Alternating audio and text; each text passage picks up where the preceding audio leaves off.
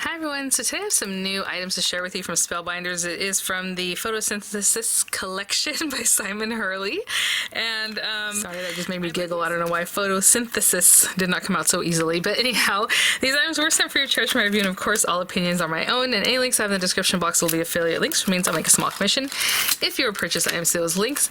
So I already talked all about these in kind of like an unboxing video I did whenever the May collections came out.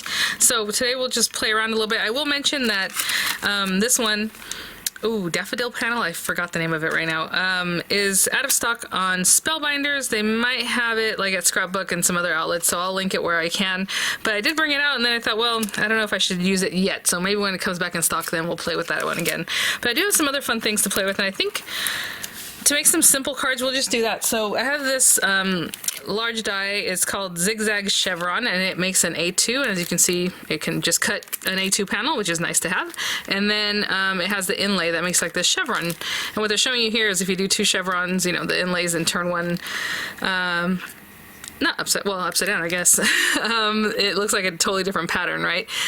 You can paper piece back into these. It's going to look really gorgeous. So I think what we're going to do is make a couple of card toppers, I suppose, with this guy, or backgrounds. And then I have the must-have sentiments that have hello, just a note, thank you, thinking of you, sending hugs, love you much, all on one glimmer plate, and then you cut them out all at once, and I think that is awesome. So what I'm going to do, and then I have this one. I just brought out the whole collection of the items that I have. Probably not going to use this one today, but it is a glimmer plate that does lines, so like thicker lines, a little bit thinner, and then thinnest lines. And you can mix and match those, or just, you know, create your own background, or maybe just like a strip of color would be really fun, some stripes of color. And I believe they are 5.5 inches tall. I should have said something about that when I showed them in the unboxing. Oh, all kinds of things over here. All right. Yeah, it's actually 5 3/4. That's really great, because that way you can get that whole full 5.5 inches in height if you're doing like A2 size cards, and not have to really judge that. You know, you can just do it and then cut it down. So let me fire up my glimmer, grab some foil and some papers for our cards, but we'll probably do the foiling first, so I'll be right back. While this guy's warming up, I just grabbed some foil. I think I'll use this blue one. I just grabbed a couple that were next to me, or near me here. And this is cobalt blue, very pretty. It was inspired from the blue on the packaging there. And so we'll just do a couple different backgrounds, maybe with some blues and teals and pretty colors like that. So we have this guy. I just have a heavyweight white cardstock. Again, the smoother the better. I know Spellbinders does carry cardstock, especially for hot foil. Check that out, I'll link that too. But again, the smoother paper, the better. So we have this guy. And let me see if this is as tall as this, or do we need to cut it down a different way? Oh my gosh, that is so smart. They designed it to be like exactly the height or width of the foil papers. Rolls. So I'm just cutting that down just like that. And since I am setting this up, and I'm just doing this in the air because this is here in front of you guys, we are going to glimmer, and when I build my sandwich up top, you're going to have your color facing you because it's the pretty side that's facing you, because it's going to be pushed down, right? So foil plate facing down.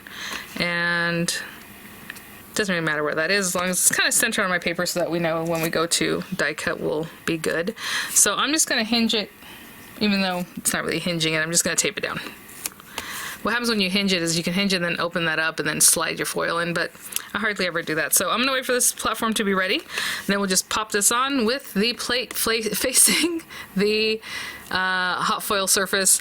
I do it myself, even in videos I say that, and then I go to hot foil it and I do it like this. And it takes a while to heat up because it's going through the paper, going up here, and then when you run it through, it pushes into this and you don't get your hot foiling. It just does not work. The plate has to touch the surface. Always remember that. So something like that. But I'll be right back. Form ready. So again, we'll just take that, pop it down right in the center, and again, I like to put my plates on it. You don't have to do that. You can just wait till it's done. Oh, let me press timer. But I just keep it all together, and it will cause some condensation sometimes, like because of the heat, and I don't know, there's something about it. It makes a little condensation, and it hasn't been a problem. But when I was watching, like I said, the Spellbinders Glimmer workshop, they put the plate and the foil And then if you do that, you put your plate obviously facing up, your foil with the silver side facing up.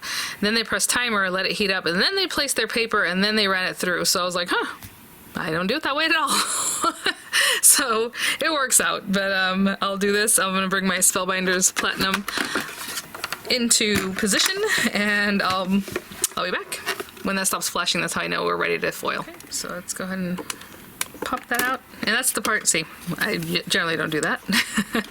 That people are afraid of when they bring it out of here, that it just moves all your plates and stuff.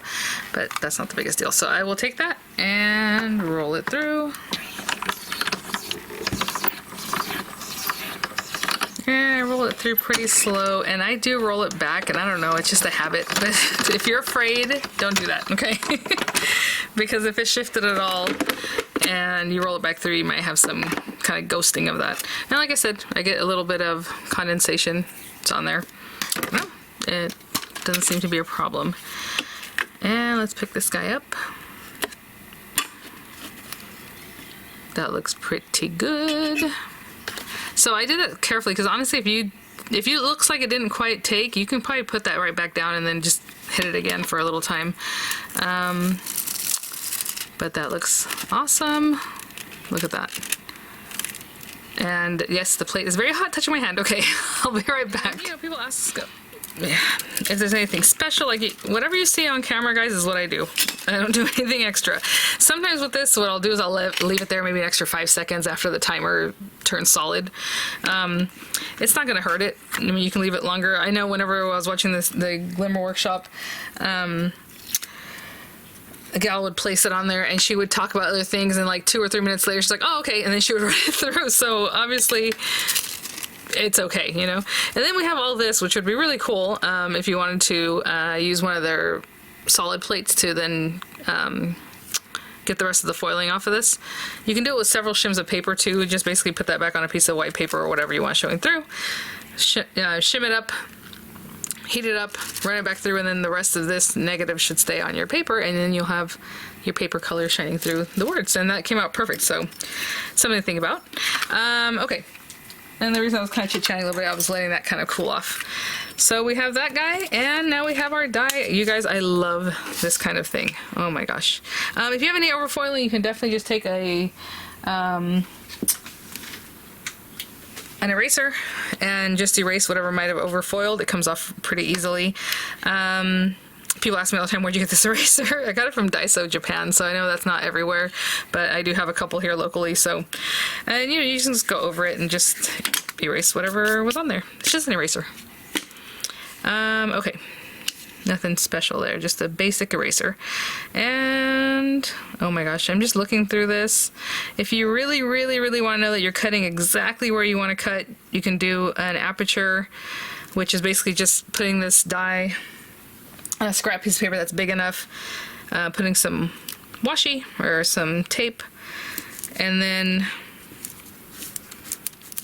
running it through, and then just unhinge it a little bit where the tape is, just hinge it open, and then you can use that paper that cut out to show you kind of where you're going to cut. Now with this one it might be a little bit different, but what you end up with as far as a guiding window, but still something to think about. Like right now I feel like it's a little too low. I might adjust it a little higher up and then I'll run it through. But either way, I'm going to run this through and I'll be right back. I also want to say real quick, do not put the foil. Don't put the tape on your foil. So I was being very careful to only get it on the actual metal, okay? Because otherwise it's just going to peel it off. I'll be back. Oh my gosh, and here we go. Look at that. So 2, 4, 6 sentiments all at once. Thank you, thinking of you, sending hugs, you know, just a note, love you so much, hello. Now let's say this was that little hinge I was telling you about. Let's say we ran it through and this was my scrap piece of paper. So obviously these things would fall out without any foiling because it's a scrap paper. And then you would just pick it up like this and you would put it on top of the piece that you did foil. And you can see exactly where you're gonna cut. You would lay this back down, tape it down to the foiled piece, you know, so that they don't move, and run it through, and now you have a very good idea of where you're gonna cut exactly.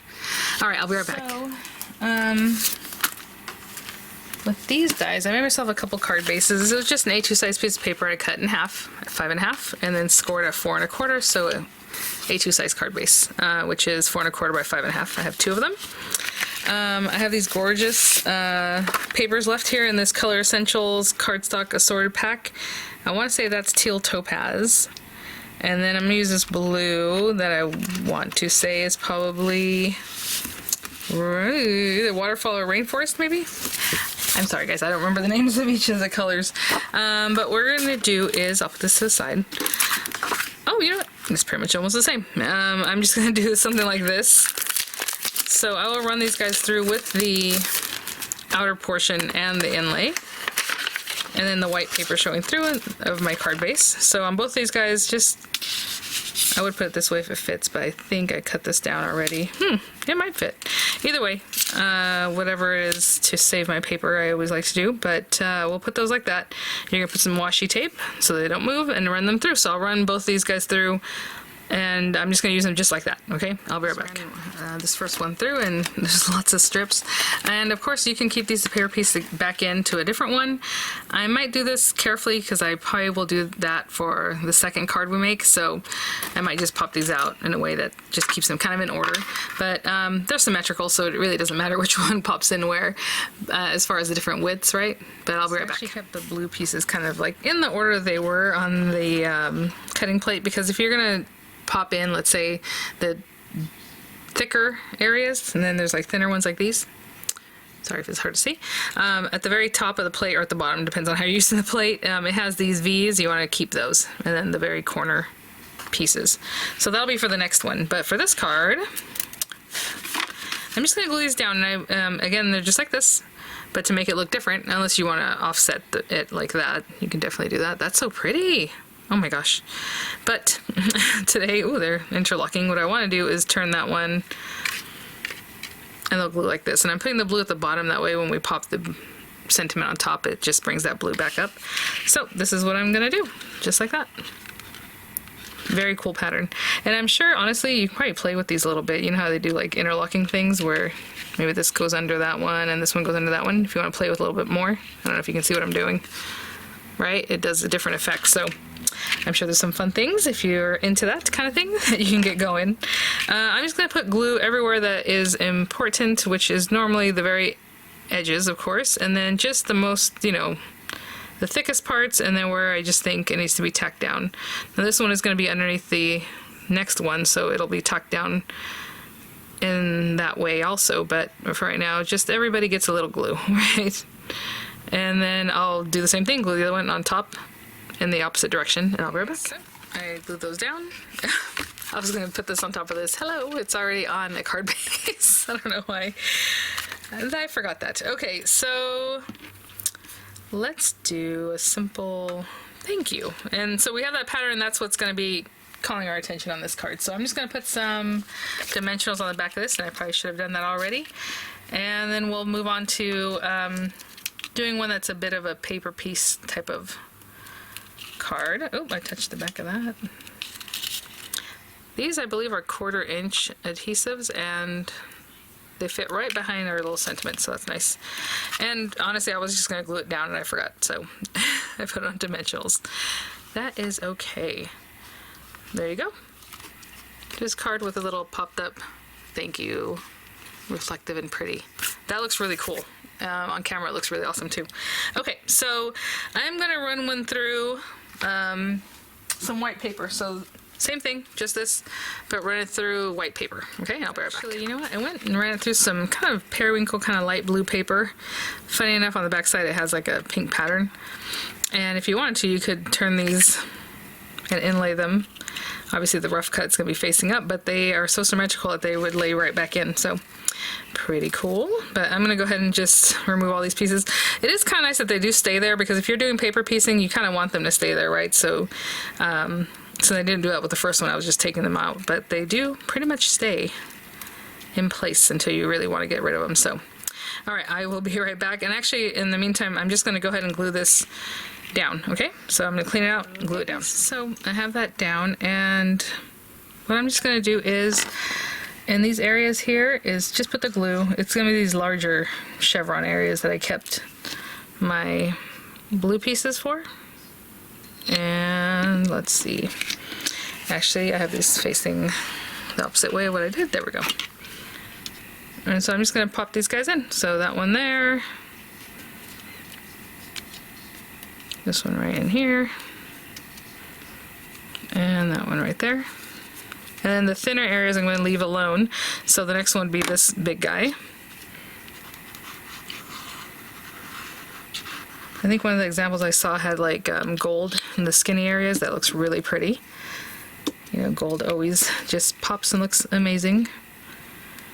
But yeah, so I'm just going to go down this whole card front and put my little chevron squigglies back in, hold them down. When I get down to the bottom, it's just, remember those little pieces I had mentioned, so the thick, and then just those little accent angle pieces we're going to put there. How cool is this sideways too? Ooh, it looks really cool on camera. I will be right back. There's my little holder. And I kept all the pieces from both cards just in case, you know, decided, well, maybe I'm going to pop this in, but see how you can just then also fill in these guys if you wanted to, real easily. And then go from there. So there's two, there's double, you know, every time you have the little skinny guy. And I think this time I will just glue it down like I was planning on the first one, and let's do just a note.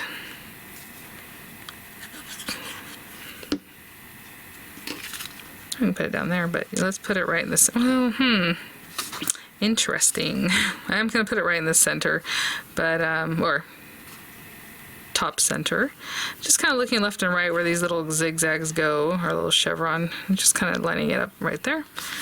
And I'm gonna hold that for a second, and I'll bring the other card back, and I'll be right back. So there are the two cards we made today. Lots of blue goodness, so pretty.